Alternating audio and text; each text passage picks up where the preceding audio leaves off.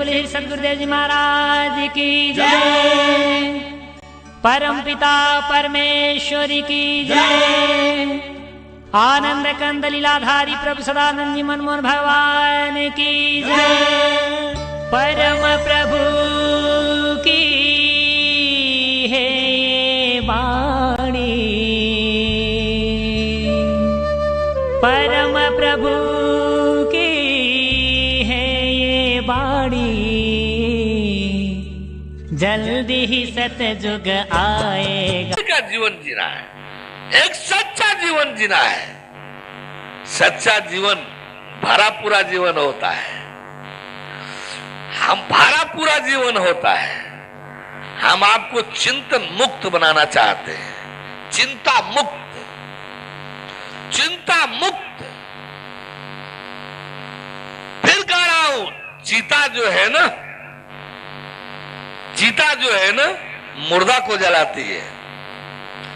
चीता जो है ना मुर्दा जलाती है, लेकिन चिंता जो है ना जिंदा को जलाती है। चिंता मुर्दा जलाने नहीं जाती है, चिंता जो है ना जिंदे को जलाती है, जिंदे को। और चिंता मुक्त जीवन, कमी मुक्त जीवन, दोष मुक्त जीवन आपको मिलेगा तो धर्म और मोक्ष के बीच में मिलेगा। धर्म और मोक्ष के बीच में मिलेगा। क्या हर्ज है? जीवन जीना ही है, जीवन जीना ही है। तो हम एक सच्चा जीवन जीने के लिए, एक भरा पूरा जीवन भी जीने के लिए, हम धर्म और मोक्ष के बीच ही यदि अपना जीवन कर दें, धर्म और मोक्ष के बीच ही यदि अपना जीवन कर दें, तो इसमें हर्ज क्या है? सारी जिम्मेदारी परमेश्वर ले लेगा। अब रही चीजें कि धर्म और मोक्ष के बीच में दो चीजें हैं, अर्थ और काम है। अर्थ और काम है, केवल उस विधान में रहते हुए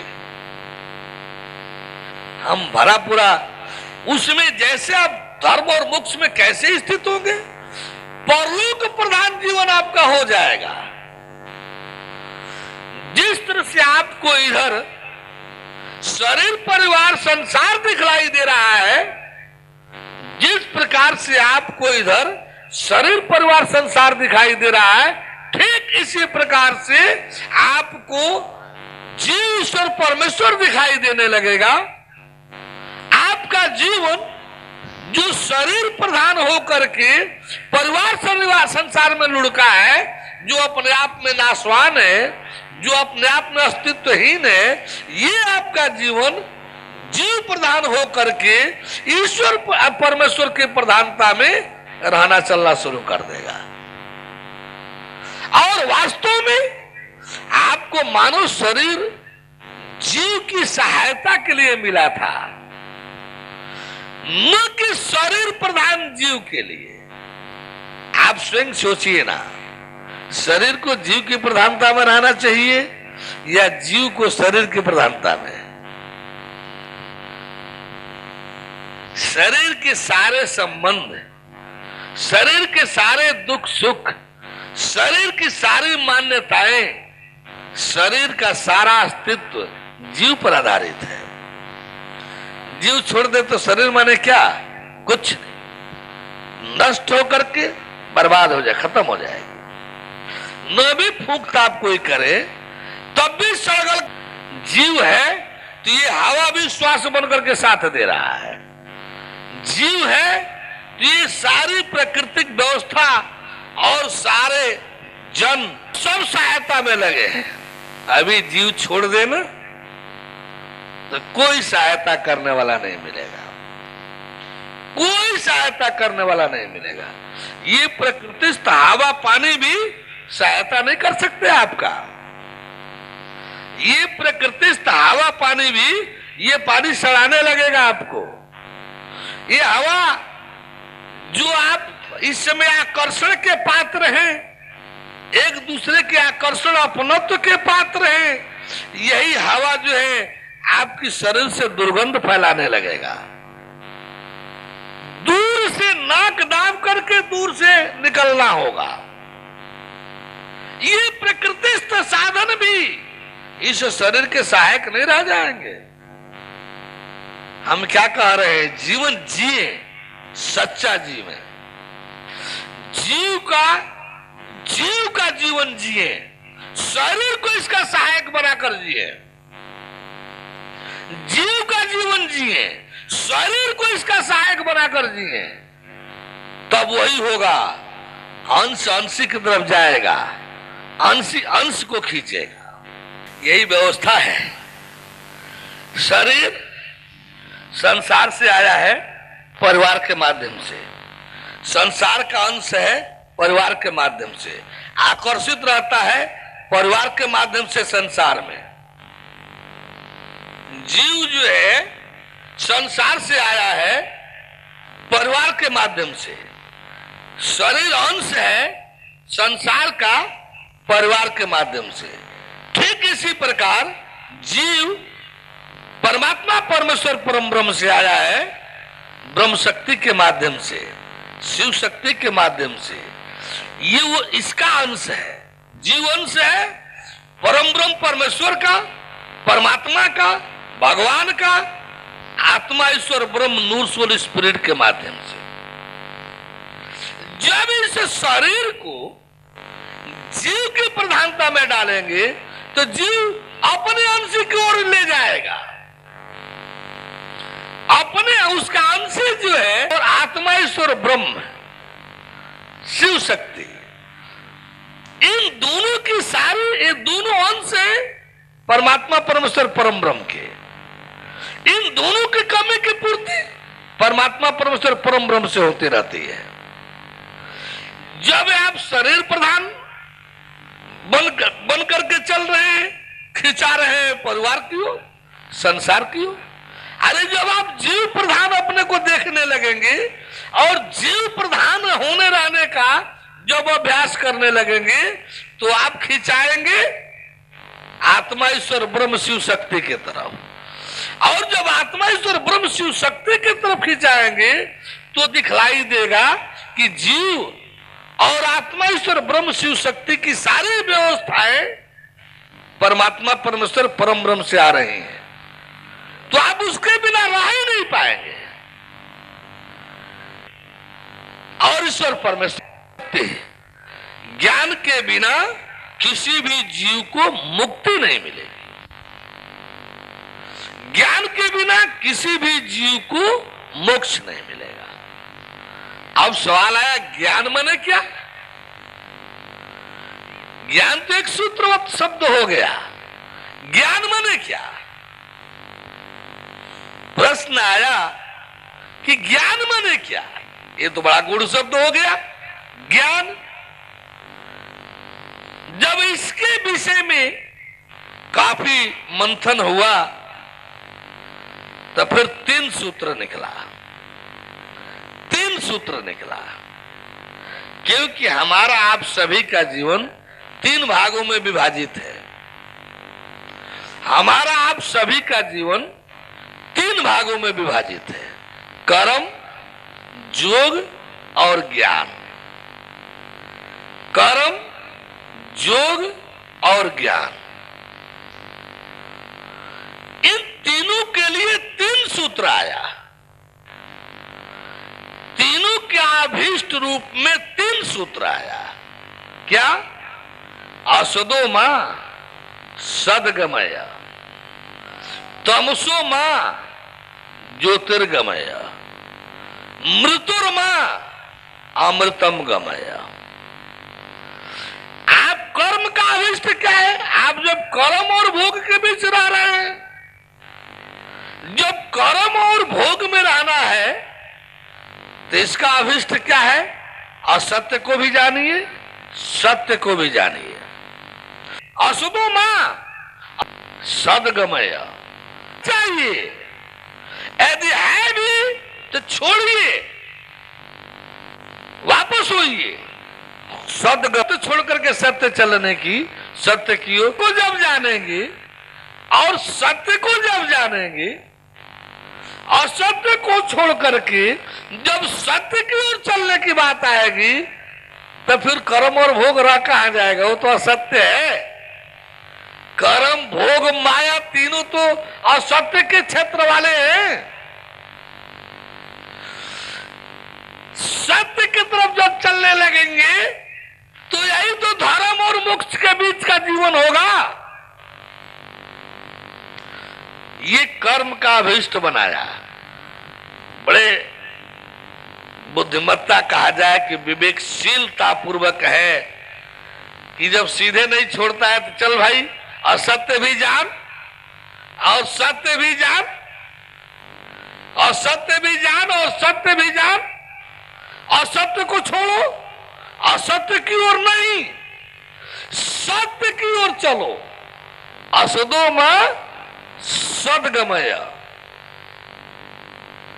पहला सूत्र, हमको जीवन जो जी रहे हैं इस संसार में, तो इस पर यदि ख्याल नहीं रखेंगे तो फिर तो आपका जीवन भटक जाएगा।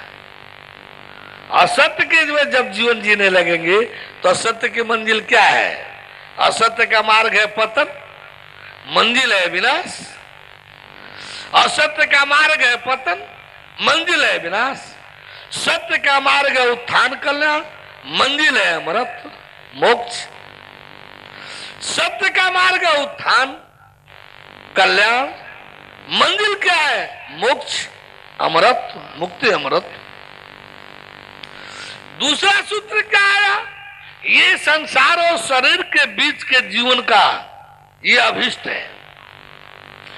दूसरा सूत्र क्या आया? तमसो मां, तमसो मां, मोह अंधकार को भी जानिए जो तमस है, और दिव्य तेज। तमसो मां, ये ममता मोह रूपी अंधकार की तरफ मत बढ़िए, फंस जाएंगे, लुढ़क जाएंगे, मार्ग नहीं दिखाई देगा, खाई में चले जाएंगे, टीला से टकरा करके नष्ट हो जाएंगे। इसलिए ममता मोह रूपी अंधकार की तरफ नहीं, तमसो मां, अंधकार की तरफ नहीं, ज्योतिर्गमय, जो दिव्य तेज है, जो दिव्य तेज है, जो ब्रह्म तेज है, जो आलिमे नूर है, जो परम प्रकाश है, जो सहज प्रकाश है, जो चांदना है, उसकी तरफ बढ़िए, उसकी तरफ बढ़िए। नतीजा क्या होगा? इसी में जीव का भी क्षेत्र है। ये बढ़िए, कौन बढ़ेगा? तो इधर जीव बढ़ेगा, शरीर नहीं बढ़ेगी, जीव बढ़ेगा। जब जीव बढ़ेगा तो पीछे पीछे शरीर भी बढ़ेगी, जीव बढ़ेगा तो पीछे पीछे शरीर भी चलेगी। शरीर जब जीव ईश्वर की तरफ चलने लगेगा तो पीछे पीछे जीव भी ईश्वर की तरफ चलने लगेगा। तो क्या कहा कि तमस को भी जानिए, ममता मोह रूपी अंधकार में संसार को भी जानिए। देखिए कि ये अंधकार है कि नहीं, जानिए और देखिए कि ये अंधकार है कि नहीं, और तत्पश्चात अपने को उधर से रोकिए और दिव्य तेज ब्रह्म तेज के तरफ अपने को बढ़िए। ये जोग है, ये जोग है। जीव का आत्मा से जुड़ना, जीव का ईश्वर से जुड़ना, जीव का ब्रह्म से जुड़ना, जीव का शिव शक्ति से जुड़ना, शिव शक्ति में आत्मा में बनाना, होना, रहना। तीसरा सूत्र ये जोग का अभिष्ट है, वो कर्म क्षेत्र का अभिष्ट, ये जोग का अभिष्ट तीसरा है। अब पहले दूसरा पर आ जाए। गुरु जी लोग पहला तो होता पता नहीं, पता होता ना तो जनमानस का धन शोषण नहीं करते, उसके कल्याण को उसको सत्य से जोड़ने का कोशिश करते। धन लोलुप नहीं बनते। क्या होगा जब वो सत्य जानेगा तो अपने आप फेंकेगा। जब सत्य जानेगा और असत्य जब देखेगा, इस तन मन धन को असत्य देखेगा तो वो अपने आप फेंकेगा। हमको नाना तरह का उपाय करके, दान पात्र से, तब भोजन से, नाना तरह के उपाय करके उससे भीख मांगने की, उससे छीन ठगने की जरूरत थोड़े पड़ेगी। वो तो अपने आप फेंकेगा मायामल को। इस मायामल को अपने आप फेंकेगा। जब उसको जानकारी मिल जाएगी कि असत्य रूपी दलदल है, देखने को मिल जाएगा ये सारा मैं मेरा असत्य रूपी दलदल है, फंसने वाला जल्दी निकल नहीं पाता। तो ये सब क्या पाठ पढ़ाते हैं? गुरु माने प्रकाश। गुरु माने जो अंधकार से प्रकाश में ले जाए। गुरु माने जो अंधकार से प्रकाश में ले जाए। वो क्या है भाई? गुरु है। गौर करेंगे, जितना ही ज्योति वाला है सब, जितना ही ज्योति वाला है सब, जितने ही साधना वाला है सब, ये सब बस इस परिभाषा में विलीन है। क्या भाई? गु माने अंधकार, आरु माने प्रकाश। जो अंधकार से प्रकाश में ले आवे, गुरु है। गुरु की परिभाषा पहले ये नहीं था।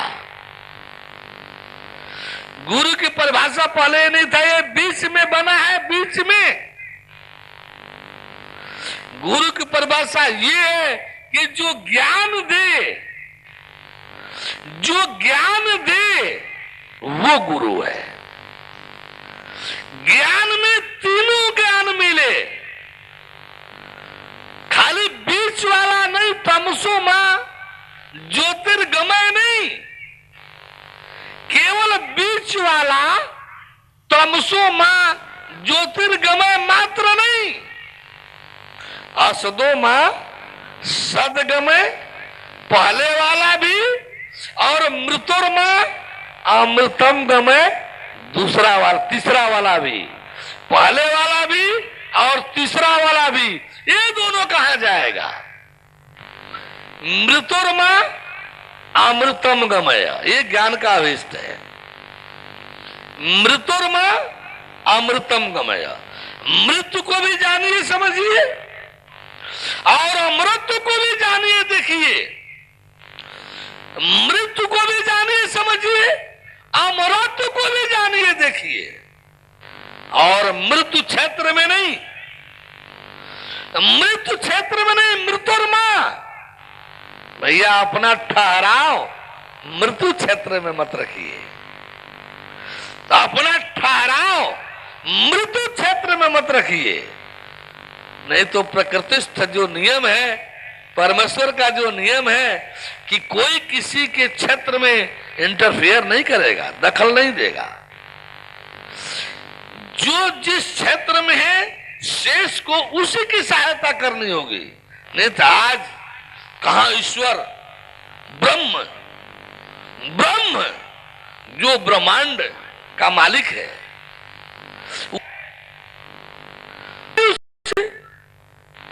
और जीव जीवित है ईश्वर से, ब्रह्म से। शरीर जीवित है जीव से, और जीव जीवित है ब्रह्म शक्ति से। आपके पीछे पीछे तो ब्रह्म शक्ति है। कौन ब्रह्म शक्ति? जो एक ट्रेमेंडस फोर्स है, जो इस ब्रह्मांड का मालिक है, जो इस ब्रह्मांड का मालिक है, वो ब्रह्म शक्ति आपके पीछे पीछे तो है। कहां पता चल रहा है कुछ? कहां पता चल रहा है कुछ? जीव का भी पता नहीं और उस ब्रह्म शक्ति का भी पता नहीं। जिस शिव शक्ति का मंदिर में जाकर पूजा कर रहे हैं, वो शिव शक्ति तो आपके पीछे पीछे चल रही है। वो शिव शक्ति तो आपके पीछे पीछे चल रही है। आंख हो तो देखिए, आंख हो तो देखिए, जीव के साथ साथ वो शिव शक्ति जिसको शिव शक्ति आप समझते हैं, हमारा शिव शक्ति अलग से नहीं है। आप सबका शिव शक्ति अलग हो और हमारा शिव शक्ति अलग हो, ऐसा नहीं है। आप सबकी ब्रह्म शक्ति अलग हो और हमारा ब्रह्म शक्ति अलग हो, ऐसा नहीं है। मार्ग भटक गया, आप सब लौकिक में फंस गए, अजूर गए, लौकिक में फंस गए, अजूर गए, भूल भटक गए पारलौकिक वाले परमेश्वर को, भूल भटक गए पारलौकिक वाले आत्मा ईश्वर ब्रह्म शिव शक्ति को। अरे वो सब तो भूल ही भटक गए, भूल भटक गए आप सब अपने अस्तित्व जीव को। लग रहा है कि यही सत्य है, आप सब जकड़ लिए हैं। आज गुरु जी लोगों के ऐसे झूठे ज्ञान की बातें नहीं होती, गुरु जी लोगों में टकराव की बात नहीं होती, कहीं भी सच्चाई होती। ये 4 अक्षर पढ़ लिख करके अधिकारी बनने वाले, 4 अक्षर पढ़ लिख लेने वालों के लिए ये कहने की बात नहीं आती, अरे धर्म तो एक कपोल कल्पना है भाई, ये तो कल्पित चीजें हैं, ये तो वैचारिक चीजें हैं। ऐसे कपोल कल्पना वाले विद्वान जी लोगों को हम लोग खोजते रहते हैं, इसीलिए कुर्सी और माइक और चुनौती देते रहते हैं कि ऐसा कोनो नास्तिक और कोनो विद्वान अपने को विद्वता में चूर हो, बनता हो, तो हम लोग खोजते हैं, वो आवे, देखे कितनी देर का मुल्ला है वो, कितनी क्षमता शक्ति, कितनी बड़ी विद्वता उसमें है। सारे समाज के बीच में थोड़ी देर वार्ता होगी, सकल समाज जान समझ जाएगा कि सच्चाई क्या है। पूरे धरती के विद्वान जी लोगों को, गुरु जी लोगों को 2 घंटे के समय की चुनौती दी गई है कि 2 घंटा ठहरना, 2 घंटा, अरे किसी के पास कोई सौदा नहीं है। 2 घंटा ठहरने के लिए किसके पास धरती में कोई सौदा है? किसके पास ऐसी विद्वता है 2 घंटा ठहरने के लिए? कुछ नहीं है, कुछ नहीं है। हम तो आप बंधुओं से चाहेंगे, आप जीवन को थोड़ा बदल दीजिए। कर्म और भोग, माया के अधीन वाले जीवन को आप इससे अपने को निकालिए, जीवन जिए, प्रसन्नता से जिए, खुशहाली से जिए, धर्म और मोक्ष के बीच इस जीवन को करके जिए। ये प्रसन्नता, ये जो खुशहाली होगी, इसमें इटर्निटी होगी, इसमें शाश्वतता होगी, इसमें शाश्वतता होगी, इटर्निटी होगी। ये फॉरएवर के लिए होगा, सदा सर्वदा के लिए होगा। आप पारलौकिक जीवन को महत्व दें, आप जीवन जिए, पारलौकिकता की प्रधानता में जीवन जिए, पारलौकिक जीवन की प्रधानता में जीवन जिए।